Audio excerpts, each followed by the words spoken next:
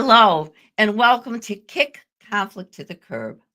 I love bringing you exclusive interviews with some of the brightest minds in leadership, communication, and resolving conflict. I'm your host, Joyce Weiss, communication coach and facilitator. And I work with leaders and individuals who want to break their silence and speak with confidence and courage. Find your voice with Joyce. Be heard, gain respect, and master the skills to resolve conflict. Well, I have an important question for you. Are you ready to ace your interviews and advocate when you get promotions?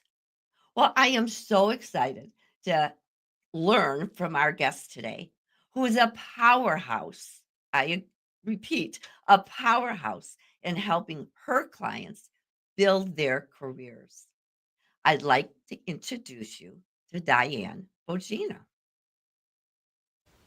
As a career coach, Diane Bogino, president of Performance Strategies Incorporated, brings a unique perspective, having been a hiring manager and job seeker.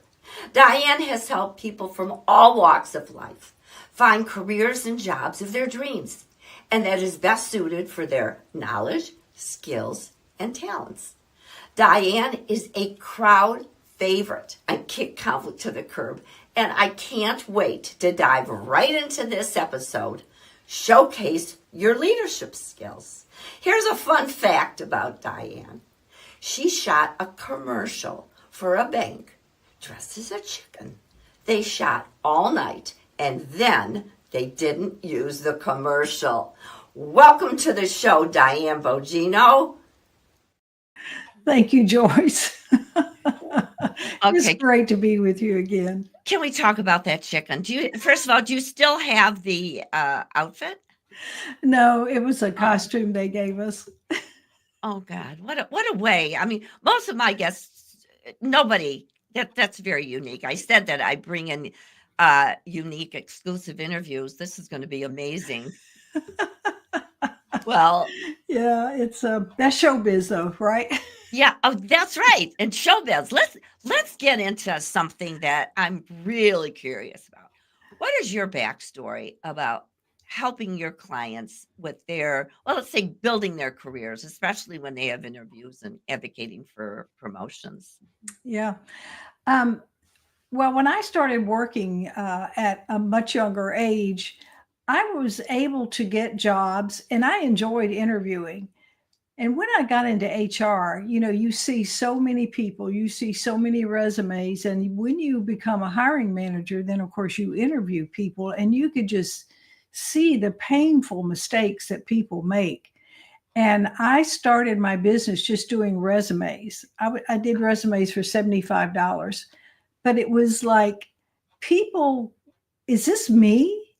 Yes, it's you. They just don't know how to sell themselves. So it was an inspiration for me. Wow. And so selling themselves is really, that should have been, even though it showcase your leadership skills, I know Yeah. selling yourself is a challenge, especially when you think you're good at it. You think you are selling yourself, but I'm finding that, I mean, breaking your silence, I mean, that is definitely one of my big things. You know, that I said that in the introduction, and it's not just breaking your silence, it's just how to sell yourself without bragging. I mean, how do people, how, let's talk about interviews first of all. Mm. Let's start with that. How can they, our viewers, break their silence, talk about their leadership skills without showing off? That's a great question. And, when you're in an interview, you really do have to, as you say, break your silence and talk about yourself. And of course, most people don't like to brag, but it isn't bragging if you've already done something. And interviewers will ask you the question, tell me about a time when, and that's when you want to be prepared to have a story that you can tell that illustrates your skills especially your leadership skills, because when an interviewer interviews someone, they're looking to build their organization. Mhm. And if you bring in those leadership qualities, then that helps you get hired because they want to promote you through the organization because it's a lot less expensive and easier to promote that incumbent. Absolutely. And I'm going to go a little deeper with this, and that what are some of the leadership skills that your clients that you help them with, so they, can you give us one or two examples of, you know, how they can really speak about what they've done as a leader so that they stand out in the crowd, because this is it. There's so much competition no matter what we do. So Mhm. how do you help your clients so they stand out again without bragging about it? Right. Well, of course, you want to answer the question and you want to answer it succinctly. Now, leaders don't just go off talking and never shut up. I have seen people come into interviews and you ask them one question, and an hour later, they're still talking. That's not what a leader does. A leader listens more than they talk. Now, of course, you've got to talk in the interview and answer the question, but have your stories ready. That's how one way you prepare for an interview. Think about the skills that a leader has. For example, let's do a shameless plug here. I work with assessments, as you know, and I can give people 25 of their skills and talents in rank order, so they know what they have going into the interview. So a leader listens, a leader is empathetic, a leader is a visionary. So if you know you have those qualities, you can talk about them confidently, and you know the stories to prepare that you've already lived to illustrate that to the interviewer. So, viewers, did you just see what Diane Bogino did? And we do not rehearse. I wish we did, because with some of my guests, some of them don't understand that it's an interview, it's not a speech. So I appreciate you saying that. So Diane let us all know that she does assessments. You didn't brag. You let us know, but this is part of the question. So you brought it in. You modeled what your clients and what our viewers, gained from your experience, Diane. You brought it in, so we now know that. And as a result, you also let us know that you're when one takes an assessment, one should take a look at the results. In other words, are you saying that when you find in an assessment that it shows that it's an empathetic leader or the listening skills are high, that they should bring that? Is that part of their story? Or is that just so obvious that they should mention those qualities? Well, what you're doing is, to your point about leadership. First of all, self-assessment is a foundation for leadership and strategic thinking, believe it or not. So self-assessment is important. um, when you are asked a question and you know you have this skill, you illustrate that skill, how you use that skill with the story. Now, let's say that you have a particular skill that you want to showcase that the interviewer hasn't asked you. Hmm. A good interviewer will ask you, do you have any questions for me?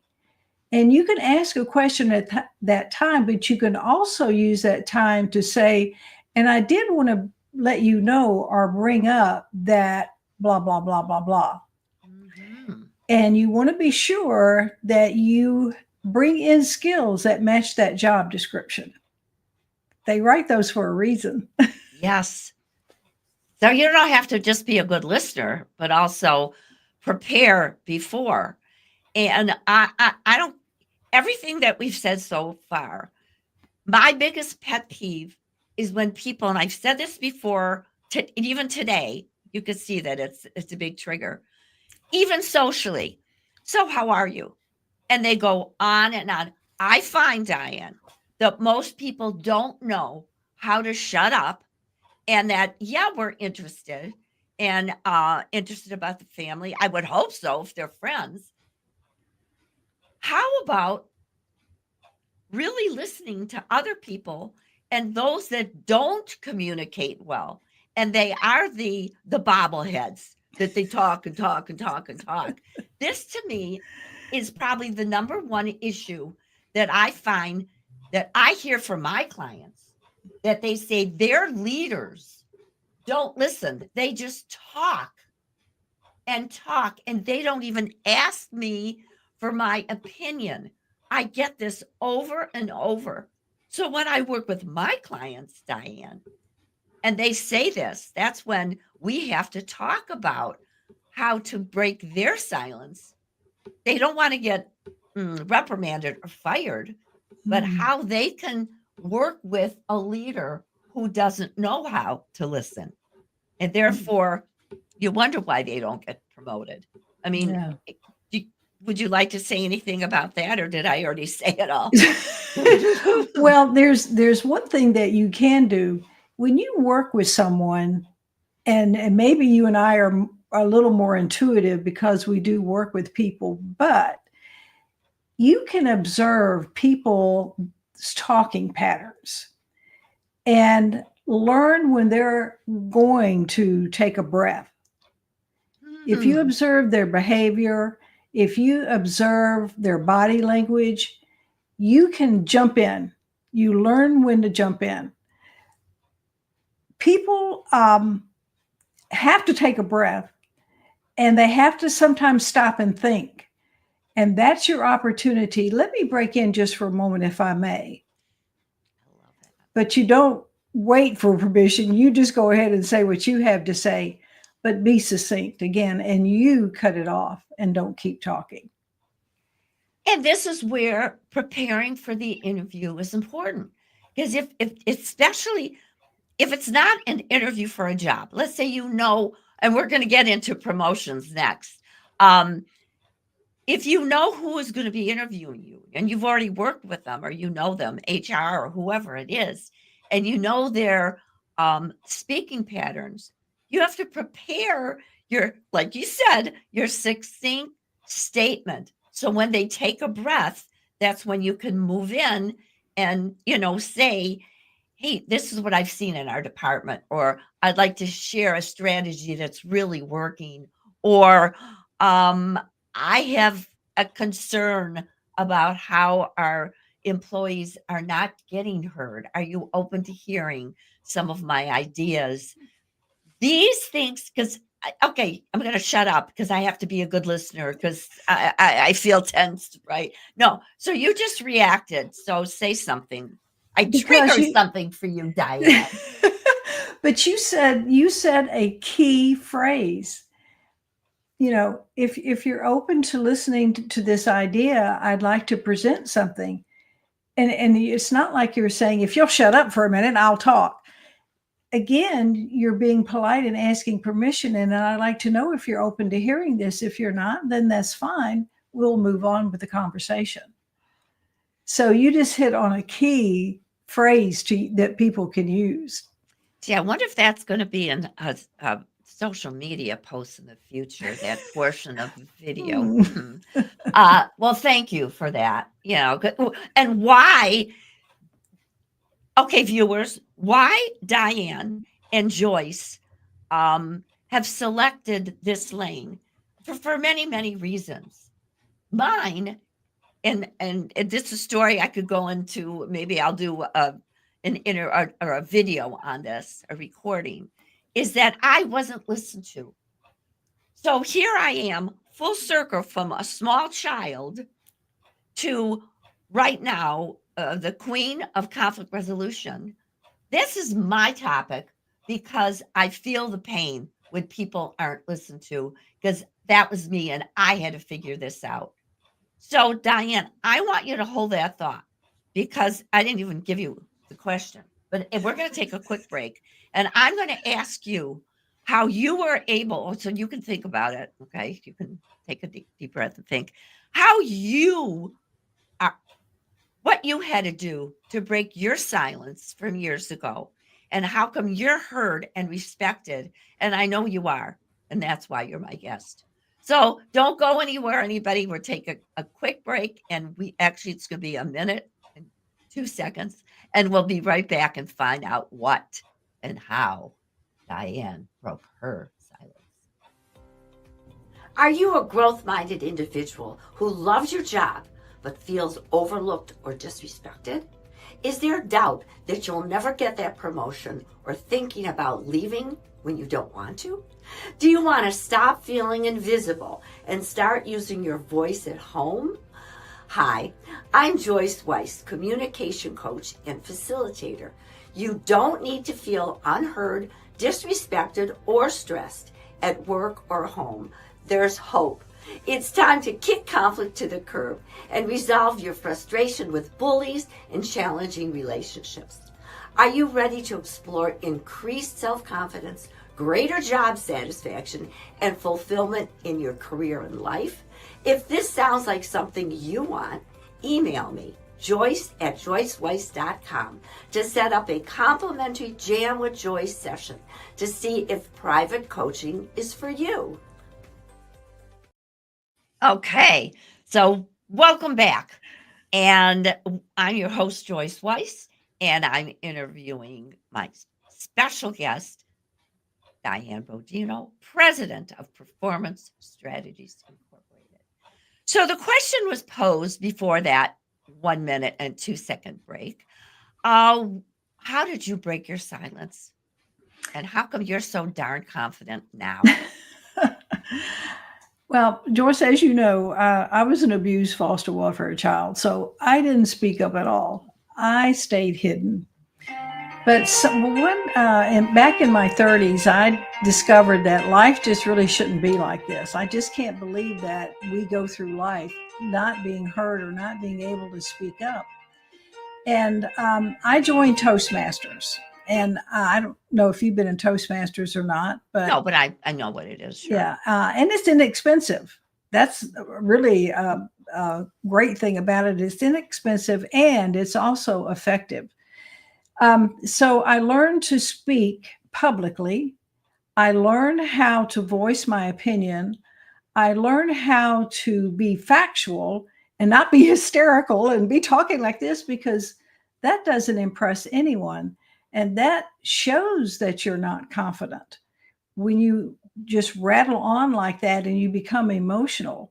So you have to learn to control your emotions and speak up. And when you're able to speak up, like in Toastmasters, they give you table topics. So you can speak right off the cuff. That's what you learn to do. Take a deep breath. This is your time to speak. You've been asked a question, so they're going to wait for your answer. Take your time. Wow. See, this is why I love coaching, Diane, and I know you are a great coach, is we get into our clients' backstory. We all have them, and sometimes they're hidden. And I forgot about your background when you said that I absolutely did. Thank you for sharing that. And now we know you worked at it. You worked at it very hard, and you are helping other people. Right. And that's what I want to do. It's an inspiration to come from so far behind to get to where you're able to. I mean, you and I both have been paid for speaking in public. So it's been quite a journey. I know you didn't wake up one day just knowing how to speak in public. You worked at it too. Yeah, like when 3,000 people walked out of one of my speeches. And that's actually one of my proudest moments, because I learned about myself big time. So here's the comment. Oh, look at this. Gina Carr, two brilliant and beautiful women. Oh, Gina, I got to get you on this show. Thank you so much. Diane and I are big fans of yours and Jerry Brock. And they have taught us so much. At least me, I know. Wow. I'll speak for myself. Oh, awesome. Talking about courage. And if Gina, if you're still there, I'm just going to have to give you a plug. After COVID, that's when I joined Video Rockstars, and you taught all of us how to break the mold of this is what we did before. We have to figure out what else we need to do. And you and Terry just you gave me, I'm sure, Diane, the Ditto. confidence to do this and to risk. So thank you for your comment. Yeah. Yeah, Yeah. and hi to you. I Uh, agree. Absolutely. so we are now going to shift gears. We talked about how and why you got into this field of helping people grow their careers. We talked about interviews. And if you want to even some more questions, check my latest um, LinkedIn newsletter because I include some questions that you can ask during interviews.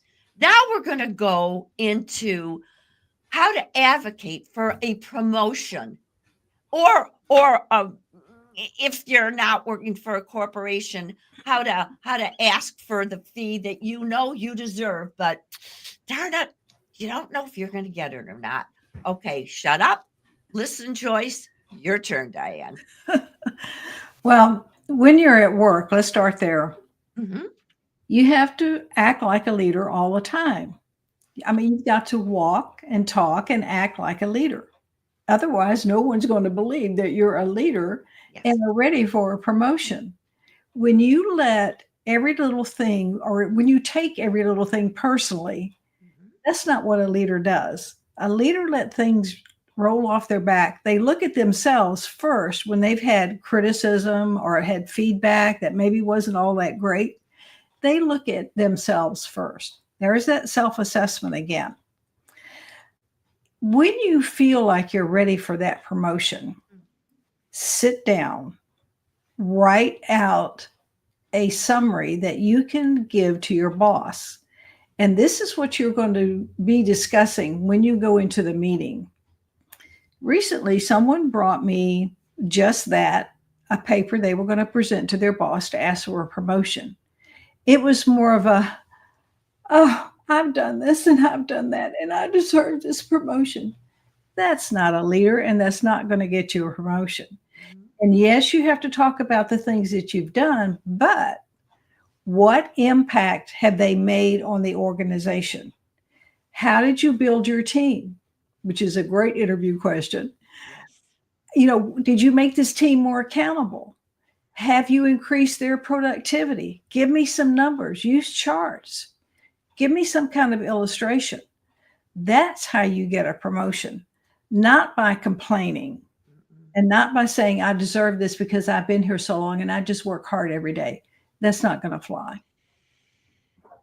And we both know, and viewers, you're probably shaking your head right now. We all know people, and it may have even been you, it may have been me. We don't deserve anything. And I don't mean it's not a lack of confidence statement. We need to earn that respect, and it's not because you were there for 10 years or even 2 months, whatever the time is. We have to have our stories, Diane.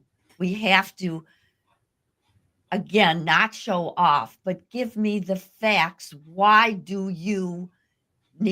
are you asking me for this promotion? What have you done for me lately? And Oh my God. Yes. that's when you have to actually sound like the person interviewing you. You know what kind of, do they want the facts? Then in a few seconds, give them a fact of what you've done and not going on. And we're going to be saying that over and over. And viewers, you know that people who listen to this program or watch this program don't necessarily need what my guests or I say. It's usually the people that aren't watching this program, but share this information with your employees in a meeting. Yeah. You You know, hit the nail on the head again, Joyce. here People we go think again. this Okay, is go. why you're so smart. See, Mhm. people think it's all about them. It isn't. The people want to know what you can do for the organization. When you go into an interview, Don't start bragging about yourself. Yes, answer the questions if you're asked, what can you do or what have you done? But it's not about you, it's about them. What can you bring to this organization to make it better? If I give you this promotion, what are you going to do to improve the organization and go even above and beyond what you've done now? It's not about you, it's about them. And Joyce, you brought up a minute ago about fees because you and I are both entrepreneurs. And I don't know about you, but I have coached people who are starting businesses and they're always afraid to ask for that fee. You have to know your self worth. Oh, did I say self assessment again? You have to know your worth. And you also have to know what the market will bear and what your competition is doing. So it takes research and confidence. Research and Confidence. That's the name of a really good book. Maybe we can co-author that. And yeah, it's research. It's not just you've been in the business for this amount, and it's also, like you said, knowing what the market is all about Right. and do your research. And this is the part that I find, and you and I have talked about the imposter syndrome. I laugh because it seems like we always get to this topic no matter what. I think this is the third time you've been on this show, and it's going to be more. Um, is look at yourself. This is when you can ask yourself, why do I deserve it? Not, oh, well, I'm not really good at this. You stop that kind of thinking. What can you offer? I love that when you said that. What can you offer when, not if, when you get that promotion? That's what you share. Exactly. You Same know? same in the business. Yes. You have to know what you what problem are you solving? Mhm. Are you going to save this organization a ton of money by reducing turnover? That is worth sometimes millions of dollars to an Absolutely. organization. Absolutely. And you, if you can do that, you are worth the fee that you charge. Mhm. That alone, oh my God. And then do research wherever you do research, Mhm. and find out what does it cost the company when they have to bring in someone new. These are facts that you can share. So, Mhm. okay, we're going to shift to, I don't know, we're not going to end on this, but I need to talk about rejection with you Mm. because viewers, have you ever been rejected and you didn't get that promotion or you didn't get that job of your dream? Well, people on this show right now, there's two of us. Raise your hand if that ever happened to you. Ta-da. So please share with us what happens when your client comes back to you and says, Diane, I did everything. I really, really did. I got rejected. I feel like such a loser.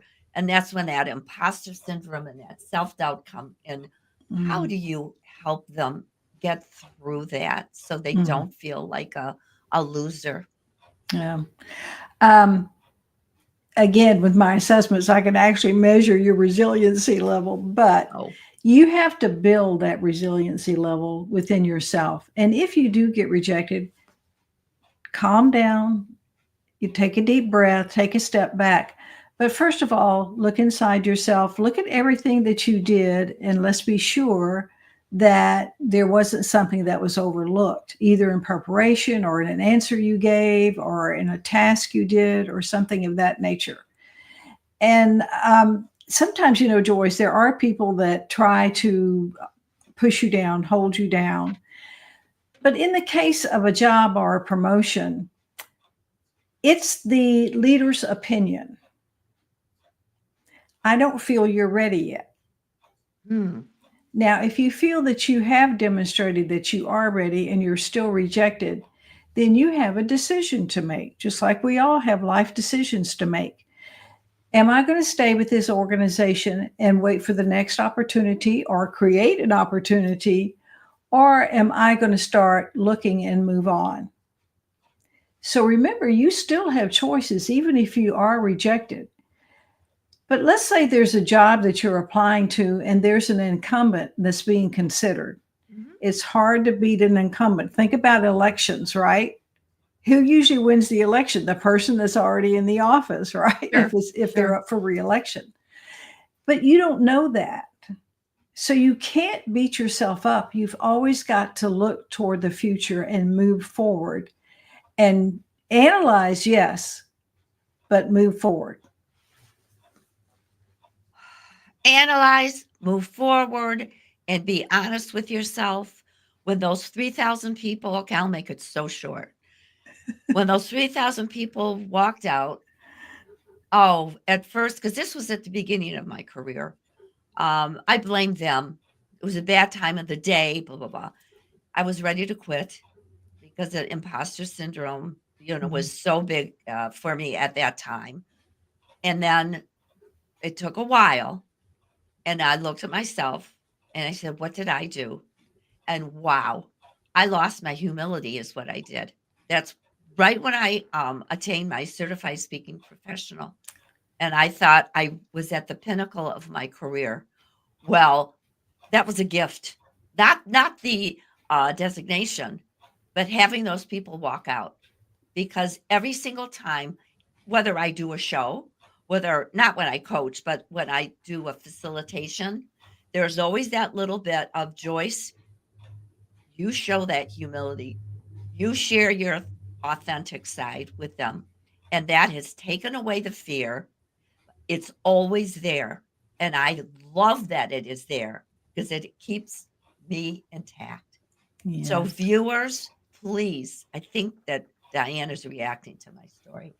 Um, Rejection is a gift when you look at it just the way Diane suggested. And if you really still want that job and you still feel you need that promotion, talk to somebody, figure out what you need to do, and darn it, ask the question. If you didn't get the job, could you tell me why? It's important for me to know. If you Yes. didn't get that promotion, please tell me why. Because the person who did reject you may not have the communication skills, but when you ask them, please just let me know for my career growth. Mm. So this is going to be the last thing I say. Would do you have anything else you want to add to that? Well, Well, that's excellent advice to ask. How can I improve to get the to get the next promotion, or what can I do to get a job that I'm not doing now? How can I improve? And you've got to know again from the position description what they're looking for, and if you have those skills. And if you don't, can you learn those skills? Can you gain those skills? If it's not something you're interested in, don't go there. You're only going to make you and them miserable. So, know yourself, know your skills, know what you're looking for, know where you want to go. And I do want to mention, Joyce, that on my Facebook page, I am giving a self assessment workbook ooh, for anybody that goes on there, and also an identify your career values.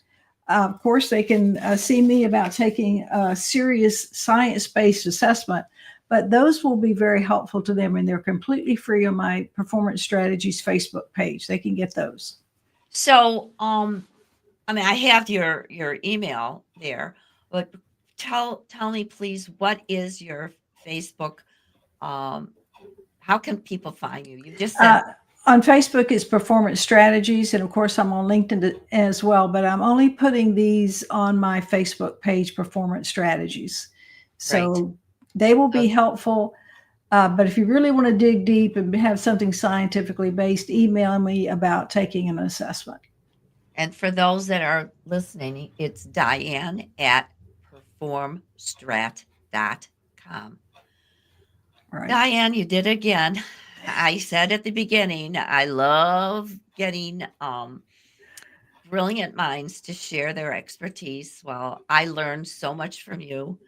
And is there anything else that you would like to shamelessly promote besides them going to your Facebook page, please tell us what else your clients could glean for you. This is your time. They can go on LinkedIn and find me, email me, call me at 404-277-1449. That's my cell phone. Get me directly. And Joyce, I just want to promote you as well because you really bring programs to people that are helpful. And it isn't just fluff and things that people can't use. And you've worked at what you do for a long time and you have a backstory too. So I want to say that I appreciate what you do. Oh, thank you so much. I mean, thank you. So that's fluff. I don't mean thank you so much. Thank you. That means a lot coming from you. So, one last question. Will you please come back? Yes, ma'am. And I think this time we're going to bring in our friend Tom Borg. All three of us are going to do this. So, Do you Tom, think the if you're world's ready watching, for that? yes, that is what we're going to do. Well, listen, thank you. Come back. You will be invited. I look forward to learning more from you. Thank you. So I hope that you enjoy yourself learning from Diane Bogino as much as I did. So if you have any questions, please reach out to her. You see, she's approachable. Plus, she's so much fun. Go on Facebook and find those free assessments. Feel free to send her an email. She gave you her phone number. And if you want to go deeper and stop dreading those tough conversations and start speaking with more clarity, confidence, and courage, I invite you to send me an email, Joyce at joyceweiss.com, and I will send you a link to my calendar so we could set up a complimentary Jam with Joyce session so we can discuss either a situation that you're having at work or a dreaded tough conversation that you just are stuck in. I'd be delighted. So reach out. And I again want to thank Diane. I want to thank all of you for viewing either live or going on the link. It means so much. I enjoy the show because, as you can see, I bring in quality guests. So until next time, I look forward to your questions and our next show. And remember, you get what you tolerate. Is it going to be chaos or calm? Thanks for watching.